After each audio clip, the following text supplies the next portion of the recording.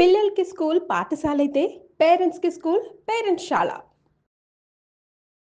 నమస్తే. మీరు చూస్తుంది సుమన్ టీవీ. నేను మీ కీర్తి. నాతో పాటు ప్రముఖ ఆస్ట్రాలజర్ బ్రహ్మశ్రీ గోరుగుంట్ల సురేష్ బాబు గారు ఉన్నారు. నమస్తే సురేష్ బాబు గారు. కీర్తి గారు నమస్కారం అండి. వృశ్చిక రాశి వారికి ఆగస్ట్ 1 నుంచి 31 వరకు ఎలా ఉంటుందో తెలుసుకునేబోయే ముందు ఆగస్ట్ నెలలో రాబోయే విశేషమైన పండుగల పర్వదినాల గురించి ఒక్కసారి డిస్కస్ చేద్దామండి. సో మీరు చెప్పిన విధంగా కనుక చూసుకుంటే ఆగస్టు మంత్ మనకి అష్టమితో స్టార్ట్ అవుతుందండి శ్రావణ మాసము. తర్వాత సప్తమి భాద్రపద మాసంతో ముగుస్తూ ఉందన్నమాట. టోటల్గా 31 రోజులు ఉంటాయి. ఇందులో మనం అన్ని చాలా పండుగలు ఉన్నాయి మనకి. బట్ బేసికల్గా వచ్చేటప్పటికి మనకి శ్రావణ మాసం మంగళవారాలు ఎక్కువగా చేస్తారు, సోమవారాలు చేస్తారు. మనందరికీ ఇష్టమైన శుక్రవారాలు చక్కగా చేసుకుంటూ ఉంటాం అనమాట. అంతేకాకుండా 8వ తారీఖు మనకి శ్రావణ మాసం వరమహాలక్ష్మి వ్రతం ఉందండి. 9వ తారీఖు వచ్చేటప్పటికి పూర్ణిమ వస్తుంది, రాఖీ పండగ.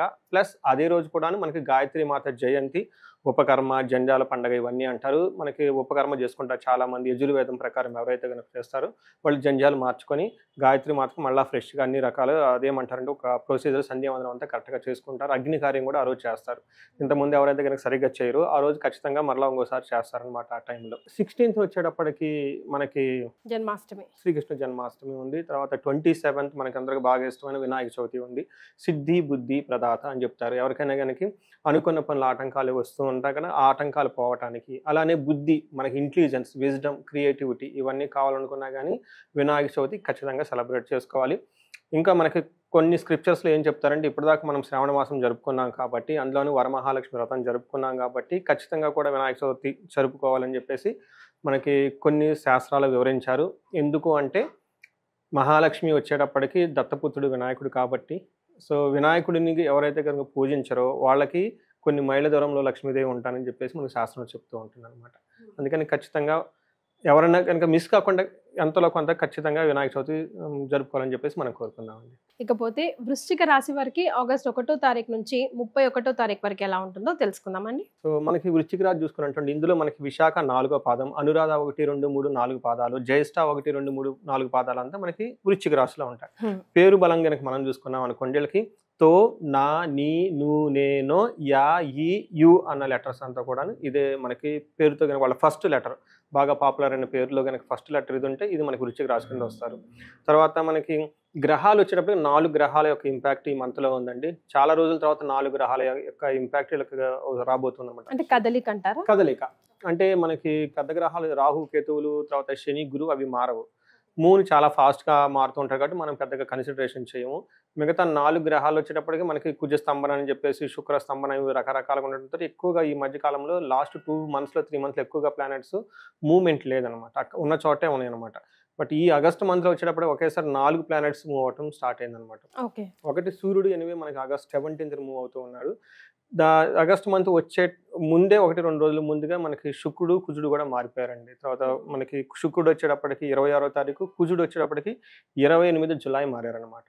అంటే జస్ట్ అప్పుడే మారటంతో మనకి నెక్స్ట్ వచ్చే ఆగస్ట్ హోల్ మంత్ అంతా కూడా వాళ్ళకి ఆ ఇంపాక్ట్ ఉంటుంది. టోటల్గా 4 గ్రహాల యొక్క ఇంపాక్ట్ వీళ్ళ మీద ఉంటుంది. సో పాజిటివా నెగిటివా ఎలా ఉంటుందో తెలుసుకుందాం. వీళ్ళకి వృశ్చిక రాశి వాళ్ళకి పాజిటివ్గా ఉందని మనం చెప్పుకోవాలండి. వీళ్ళకి వృశ్చిక రాశి వాళ్ళకి అష్టమంలో గురువు ఉన్నారండి. ప్రొఫెషన్ రిలేటెడ్ మ్యాటర్స్ వీళ్ళు బాగా ఇబ్బంది పడుతూ ఉన్నారు. చాలామంది నాకు కాల్స్ కూడా చేస్తున్నారు. అనురాధ నక్షత్రం వాళ్ళు కానివ్వండి, జ్యేష్ఠ కానివ్వండి, వీళ్ళు ఒకటి ప్రొఫెషన్లో వాళ్ళు అనుకున్నంత చక్కగా చేయలేకపోవటము, లేదా జాబు మారటము, ఏదైనా జాబ్ చేస్తున్నా వాళ్ళకి ఖచ్చితంగా ఇబ్బంది పడే పరిస్థితిలో ఉండి చాలామంది ఫోన్లు చేస్తుంటారు. ఎందుకంటే అష్టమంలో గురువు ఉండటం వల్ల వీళ్ళకి ఏం చెప్తారంటే అడ్మినిస్ట్రేషన్ స్కిల్స్, మేనేజ్మెంట్ స్కిల్స్ వాళ్ళకి అంత ఎఫెక్టివ్గా ఉండవు ఈ టైంలో. దానికి తోడు వీళ్ళకి ధన ప్రవాహం కూడాను అంత ఎక్కువగా రాకుండా ఆగిపోయి ఉంటుంది అనమాట. సో ఆల్రెడీ గురువు అనేది మంచి పొజిషన్లో లేరు వీళ్ళకి. బట్ శని మాత్రం యోగ్యతను ఇస్తూ ఉన్నారనమాట. కానీ ఈ టైంలో వీళ్ళకి అదృష్టం ఏమంటేనండి, సూర్యుడు, కుజుడు, శుక్రుడు అన్ని గ్రహాలు కూడాను ఒక పాజిటివ్ అట్మాస్ఫియర్ని ఇలా కలిగిస్తూ ఉన్నాయి అని చెప్పుకోవాలన్నమాట. అంటే ఒక రకంగా కనుక చూసుకుంటే ఆగస్ట్ మంత్ వృశ్చిక రాశి వాళ్ళకి ఒక సాధారణంగా పాజిటివ్ సైడ్లో ఉండే అవకాశం ఎక్కువగా ఉంది. అంటే సూపర్ పాజిటివ్ కాదు, అలానే మనకి నెగిటివ్ కూడా ఉండే ఎఫెక్ట్ తక్కువైతే లేదు. వీళ్ళకి విపరీత వేద గ్రహాలు ఎక్కడెక్కడైతే మంచి చేయాలో అవంత మంచి చేయటం లేదు, ఎక్కడెక్కడ చెడు చేయాలో అవి కూడా చేయటం లేదు వీళ్ళకి. అంటే ఒక తటస్థంగా ఉండి కొంచెం బెటర్గా ఉంటుంది అన్న మన సమరీగా చెప్పుకోవచ్చు. మనకి 10వ ఇంట్లో సూర్యుడు జనరల్‌గా మంచి పొజిషన్ అండి. తర్వాత 11ది కూడా మంచి పొజిషను. వీళ్ళకి ఆగస్ట్ మంత్, సెప్టెంబర్ మంత్ 2 మంత్స్‌లో ఉద్యోగం పరంగా చాలా బావుంటుంది. మనం ఫస్ట్‌లో ఏం చెప్పుకున్నాం, ఉద్యోగం సరిగ్గా ఉండదని చెప్పుకున్నాం. కానీ ఈ 2 మంత్స్ వీళ్ళకి బ్రీత్ టేకింగ్ స్పేస్ అనమాట. ఫ్రీగా ఉంటుందని చెప్పుకోవాలనమాట. ఏ విధంగా అంటే అర్ధసిద్ధి, సదా ఆరోగ్యం, బంధుమిత్ర సమాగమః, రాజా దర్శన సుసల్లాపో సుసౌఖ్యం అని చెప్తూ ఉంటారు. అంటే ఈ టైంలో ఏమవుతుందంటే వీళ్ళకి ప్రొఫెషన్ మ్యాటర్స్‌లో ఏదైనా ఒక విషయాన్ని తీసుకొని దాని గురించి చాలా బోల్డ్‌గా మేనేజ్‌మెంట్ దగ్గరికెళ్ళేసి వాళ్ళతో డిస్కస్ చేసి వాళ్ళకి కావాల్సిన పనులన్నీ చక్కగా చేసుకునే అవకాశం ఈ 2 మంత్స్ వీళ్ళకి ఉంటుందండి. ఓకే. సో, వీళ్ళకి అప్పటిదాకా ఏదైనా గనక ఇబ్బందిగా ఉంటే ఇది బెస్ట్ టైం ప్రమోషన్ కానివ్వండి, లేదంటే వాళ్ళకి కావాల్సిన విధంగా వాళ్ళ జాబ్‌ని వాళ్ళు మోల్డ్ చేసుకోవడానికి ఒక బెస్ట్ టైం అని చెప్పుకోవాలి. సో, ఇంటికి సంబంధించిన విషయాల్లో కొంచెం అన్‌కంఫర్ట్‌గా ఫీల్ అయ్యే అవకాశం ఎక్కువగా ఉంటుంది. ఎందుకంటే సూర్యుడు 10థ్ హౌస్‌లో ఉండటం వల్ల 4థ్ హౌస్‌లో దృష్టి ఉండటం వల్ల అనమాట. ఓకే. సో, మనకి మార్స్ అగైన్ కుజుడు వచ్చేటప్పటికి 11థ్ హౌస్‌లో ఉండి ఇది ఒక బెస్ట్ పొజిషన్ అని మనం చెప్పుకోవాలనమాట. సో, మనకి ఏం చెప్తారంటే మహర్షులు 6వ ఇంట్లో గనుక కుజుడు ఉంటే ఆరోగ్యం అర్ధలాభం చ సంతోషం వస్త్రలాభకృత్ అని చెప్తారు. యత్న కార్యానుకూలత్వం ధైర్యం ఏకాదశే కుజే అని చెప్తారనమాట. ఏకాదశిలో గనుక కుజుడు ఉంటే వాళ్ళు ధైర్యంగా ఉంటారు. అనుకున్న పనులన్నీ చక్కగా చకాచకా చేసుకొని వెళ్ళిపోతూ ఉంటారు. ఆరోగ్యం బాగుంటుంది. సంతోషంగా ఉంటారు. మంచి షాపింగ్ చేస్తూ ఉంటారు. ధన ప్రవాహం ఉంటుంది వీళ్ళకి అని చెప్పుకోవచ్చు. ఓకే. అయితే జాగ్రత్తగా ఎక్కడ ఉండాలంటే వచ్చిన ధనాన్ని పోగొట్టుకునే అవకాశం కూడా ఉంది. థెఫ్టింగ్ జరిగే అవకాశం ఎక్కువగా ఉంటుంది. అది కొంచెం ఎక్కడైనా ఫంక్షన్స్‌కి వెళ్ళినప్పుడు కొత్త వాళ్ళు వచ్చినోళ్ళు ఇది ధనం పోగొట్టుకునే అవకాశం ఎక్కువగా ఉంటుంది. కొంచెం జాగ్రత్తగా ఉండాలండి. సో, ఈ ప్రకారంగా మనం చూసుకుంటే సూర్యుడు బాగున్నాడు. కుజుడు కూడా బాగున్నాడు. అయితే మనకి శుక్రుడు వీళ్ళకి 8థ్ హౌస్‌లో ఉండి శుక్రుడు కూడా మంచి చాలా రోజుల తర్వాత ఒక మంచి వైభవాన్ని వీళ్ళని తీసుకొని వస్తున్నారని మనం చెప్పుకోవాలనమాట. మనం గనుక చూసుకుంటే శుక్రుడు వీళ్ళకి 8థ్ హౌస్‌లో ఉండటం వల్ల మనకి శాస్త్రాల్లో ఏం చెప్తారంటే దుఃఖనాశో మహాసౌఖ్యం బంధుమిత్ర సమాగమః రాజా దర్శనం అర్ధప్రాప్తి రష్టమే భృగునందనే అని చెప్తారనమాట. అంటే మనకి భృగునందుడు అంటే శుక్రుడు అనమాట. ఈయన 8థ్ హౌస్‌లో ఉండటం వల్ల అప్పటిదాకా ఏదైనా విషయంలో వీళ్ళు బాధపడుతూ ఉంటే ఆ బాధలకి ఫుల్ స్టాప్ పెట్టే టైం ఈ టైం అనమాట. అబ్బా! తర్వాత మహాసౌఖ్యంగా ఉంటారు. బంధువులతోటి, మిత్రులతోటి చక్కగా కలిసి ఉంటారు.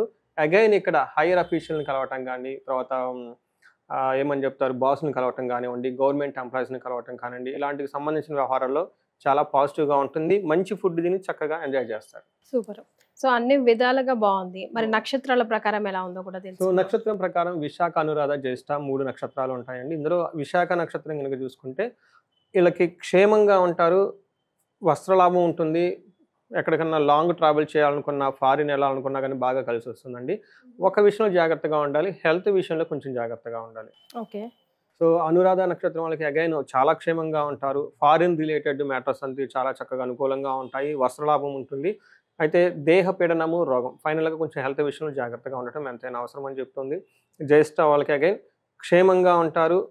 పరవాసం ఫారిన్ వెళ్ళే వాళ్ళకి మాత్రం అనుకూలంగా ఉంటుంది. బట్ వీళ్ళకి దేహ పీడనము, రోగము చూపిస్తుంది. అంటే ఫైనల్‌గా మనం గనక చూసుకుంటే ఈ రాశి వాళ్ళకి అన్ని విషయాల్లో చాలా బాగుంది. కానీ హెల్త్ విషయంలో కొంచెం జాగ్రత్తగా ఉండాలి అని మనం తెలుసుకోవచ్చండి.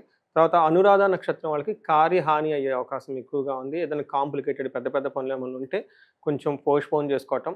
అంటే ఏమంటారంటే tackle the tough task piece by piece అన్నట్లు ఒకేసారి నెత్తికెత్తుకోకుండా నిదానంగా సింపుల్‌గా స్టెప్ బై స్టెప్ చేసుకుంటే ఈ అనురాధ నక్షత్రం వాళ్ళకి బాగుంటుందండి. సో, ఓవరాల్‌గా చూసుకుంటే వృశ్చిక రాశి వారికి ఆరోగ్యపరంగానే కొంచెం ప్లస్ ఆర్ మైనస్‌గా కనిపిస్తుంది కాబట్టి ఎలాంటి రెమెడీస్ సూచిస్తారండి? పరిహారాలు చెప్పుకునే ముందండి నేను చాలా మందికి కుబేర పాశుపతాభిషేకము, తర్వాత మహాలక్ష్మి విశేష హోమాలు చాలా మందికి ఇళ్లల్లో చేపిస్తూ ఉన్నానండి. చాలా మందికి చేపిచ్చాను. కొంతమందికి ఫారిన్‌లో ఉన్న వాళ్ళకి ఆన్‌లైన్‌లో అంతా చేసి ఇచ్చాను అనమాట.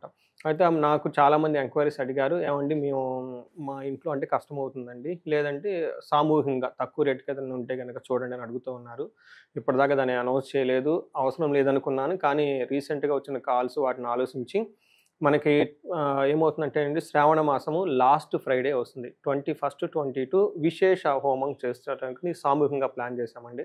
ఎవరైనా గనక ఇంట్రెస్ట్ ఉంటే కింద కనిపిస్తున్న నెంబర్‌కి గనక ఫోన్ చేస్తే డీటెయిల్ తీసుకోవచ్చు. ఇది అగైన్ సామూహికంగా 2 డేస్ ఉంటుంది. ఒకటి లక్ష్మి మన ఇంటికి త్వరగా రావటానికి, వచ్చి మనం పోగొట్టుకున్న ధనం మళ్ళా తిరిగి రావటానికి, మూడోది మోస్ట్ ఇంపార్టెంట్ మన దగ్గర స్థిరంగా ధనం నిలబడటం లేదు.